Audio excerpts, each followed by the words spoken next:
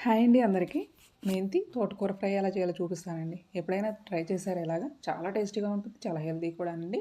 తప్పకుండా ఒకసారి ట్రై చేయండి. దానికోసం ప్యాన్ పెట్టుకొని దానిలో ఆయిల్ వేసుకొని పచ్చిశనగపప్పు, మినపప్పు, వెల్లుల్లి రెబ్బలు, అలాగే ఎండుమిర్చి వేసుకొని కొంచెం వేగిన తర్వాత దానిలోకి ఆవాలు, జీలకర్ర వేసుకోవాలి. తర్వాత కొంచెం కరివేపాకు వేసుకొని వేగిన తర్వాత దానిలో కట్ చేసుకున్న తోటకూర అలాగే మెంతి కూర వేసుకోవాలండి. ముందుగా అయితే ఉప్పు నీళ్ళలో నానబెట్టుకొని శుభ్రంగా కడిగి దాన్ని కట్ చేసుకొని ఇలా వండుకోవాలండి. ఇది మగ్గిపోయిన తర్వాత దానిలో కొంచెం ఉప్పు, పసుపు వేసుకొని 2 నిమిషాలు ఇలా ఫ్రై చేసుకోవాలి. తర్వాత లైట్‌గా నీళ్లు చిలకరించుకుంటే వేగిపోకుండా మెత్తగా ఉంటుంది. కర్రీ అయితే చాలా బాగుంటుంది. తర్వాత తగినంత కారం వేసుకొని కలుపుకోవడమేనండి. ఎంతో టేస్టీ అలాగే హెల్తీ అయిన మెంతి తోటకూర ఫ్రై ఒక్కసారి ట్రై చేసి చూడండి.